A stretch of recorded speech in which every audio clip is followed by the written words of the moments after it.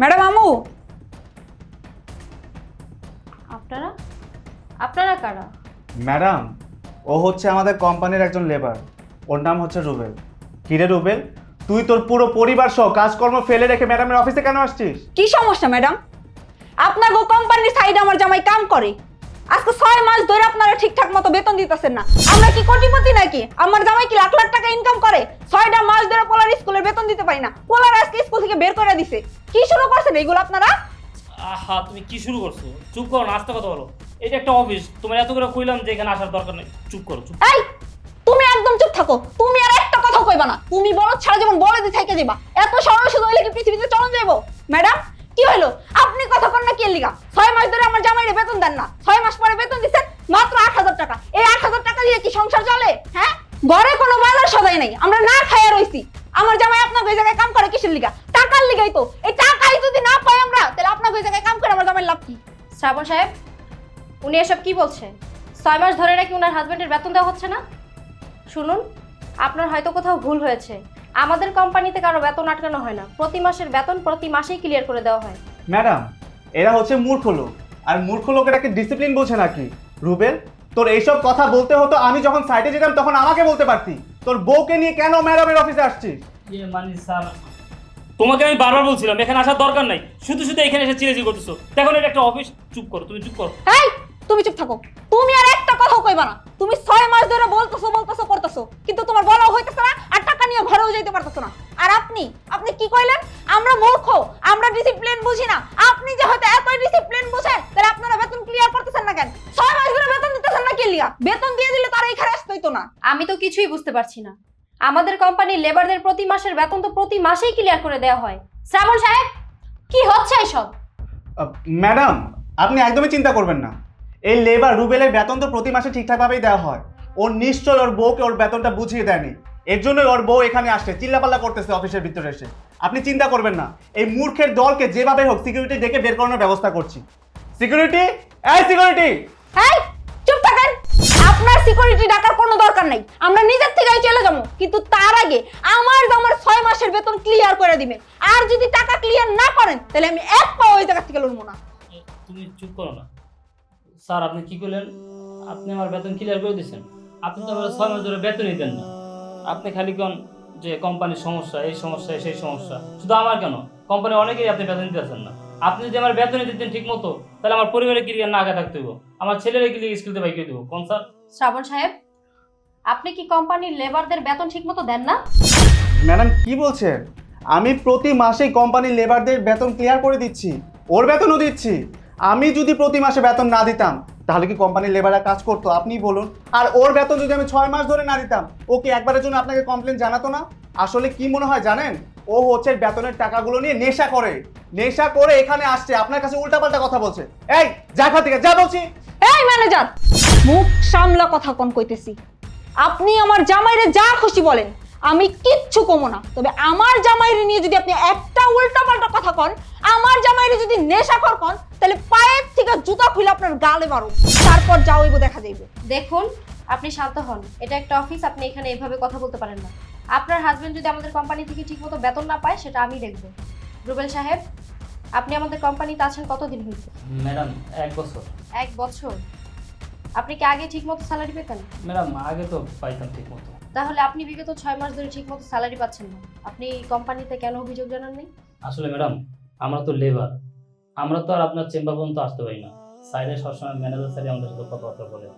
স্যারের কাছে যখনই বলি স্যার বেতন দেন, স্যারে সবসময় বলে যে কোম্পানি এই সমস্যা, এই সমস্যা।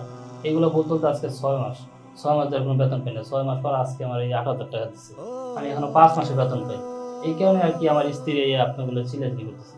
ম্যাডাম, বিশ্বাস করেন, আমি আমার স্ত্রী বলছি এখানে না আসার জন্য, কিন্তু ও আমার কোনো কথা শোনে নাই, সেখানে চলে আসছে। শ্রাবণ সাহেব, উনি তো বলছে বিগত 6 মাস ধরে ওনার বেতন দেওয়া হচ্ছে না।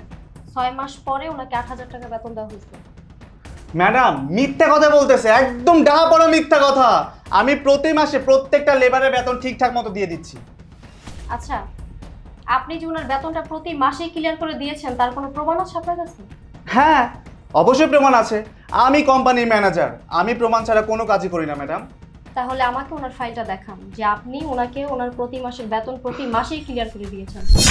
ফাইল না, ওর তো ফাইল আছে। আসলে কি হয়েছে বলেন তো ম্যাডাম, ও তো মূর্খ, নিজের নামটা ঠিকঠাক মতো লিখতে পারে না। এর জন্য ওর সিগনেচার ছাড়াই ওর হাতে হাতে আমি টাকাগুলো দিয়ে দিয়েছি ম্যাডাম। আপনি কি জানেন না আমাদের কোম্পানিতে সিগনেচার ছাড়া কাউকে স্যালারি দেওয়া হয় না? তাহলে আপনি কেন দিয়েছেন? হ্যাঁ আমি জানি, ওই যে বললাম, এই ধরনের মূর্খ অশিক্ষিত লেবারদের নিয়ে হয়েছে আমার যত জ্বালা। নাম লিখতে পারি না বলে কি ওর বেতনটা আটকে রাখবো?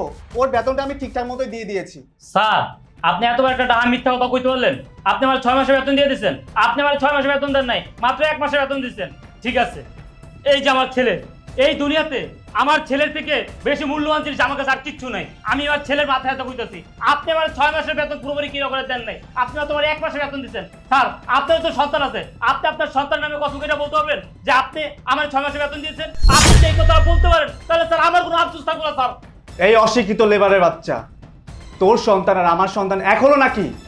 তোর এই সন্তানের জন্য তোর মায়া নাই থাকতে পারে, কিন্তু আমার সন্তানের জন্য আমার ঠিকই মায়া আছে। আমি কখনোই আমার সন্তানের মাথা ছুঁয়ে কসম করব না। শ্রাবণ সাহেব, ওনার সন্তানের জন্য ওনার মায়া নেই, আপনার সন্তানের জন্য আপনার খুব মায়া। তাহলে কি উনি ওনার সন্তানের মাথায় হাত দিয়ে মিথ্যে কথা বলছেন? হ্যাঁ ম্যাডাম, মিথ্যা কথাই তো বলতেছে। আর ওরা তো ওদের সন্তানের মাথা ছুঁয়ে মিথ্যা কথা বলতেই পারবে। এই ধরনের লোকেরা হচ্ছে ছোট লোক, গরিব, টাকা পয়সা নেই। এদেরকে এদের সন্তানের জন্য মায়া দয়া আছে নাকি?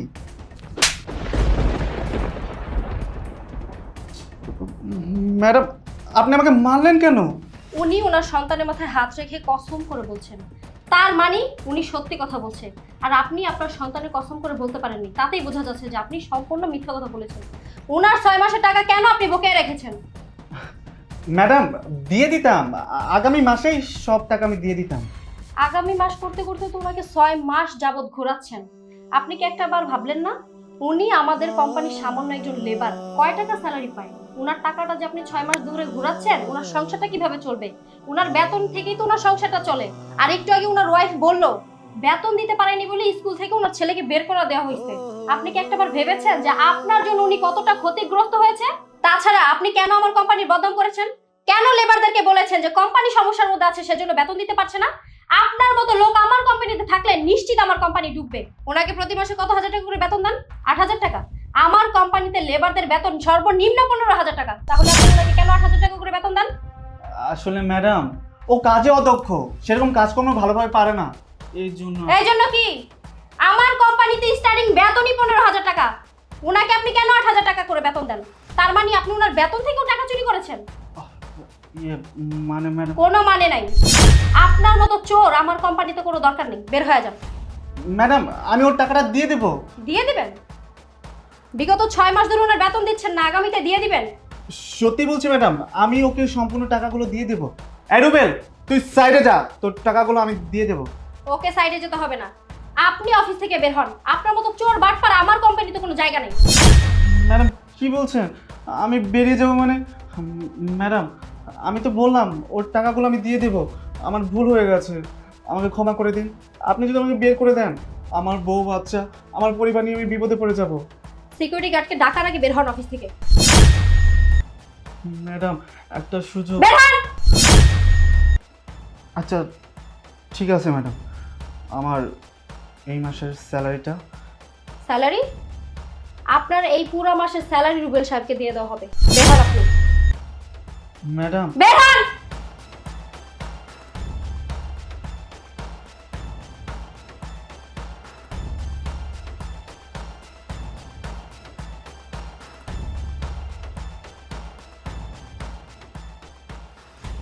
রুবেল মিয়া, আসলে আমি খুবই দুঃখিত। আমি জানতাম না যে আমার কোম্পানি ম্যানেজার এত বড় একটা চোর। বিগত 6 মাস ধরে আপনার বেতন ঘুরাচ্ছে। এই 6 মাস মনে হয় আপনার চলতে অনেক কষ্ট হয়েছে, তাই না? আইনান, এখানে আপনার পুরো 6 মাসের বেতন আছে। ঠিক আছে, তাহলে আপনি এখন যান, গিয়ে আপনার কাজ করুন। আর কোনো সমস্যা হলে সরাসরি আমাকে এসে জানাবেন, ঠিক আছে? ঠিক আছে ম্যাডাম। ওকে। যাক, 6 মাসের বেতন একসাথে হাতে পাইলাম। তুমি একটা কাজ করো, ছেলের 6 মাসের বেতন দিতে পারো না, এই কারণে ছেলের স্কুলতে বাইক করে দিচ্ছে। তুমি আগে স্কুলে যাও, ছেলের বেতনটা দিয়ে ছেলের স্কুল দিয়ে আসো। হ্যাঁ, তুমি ঠিকই কইছো। টাকাটা পাইয়া ভালো হয়েছে। এখন পোলার স্কুলে নিয়ে যায়, পোলার স্কুলের বেতন দিয়ে আমু, আর মুদি দোকানের খরচ দিতে হইব, বাসা ভাড়া দিতে হইব। মুদি দোকানে তো অনেক টাকা ঋণ আছে আমগো, ওই ঋণগুলা ক্লিয়ার করতে হইব।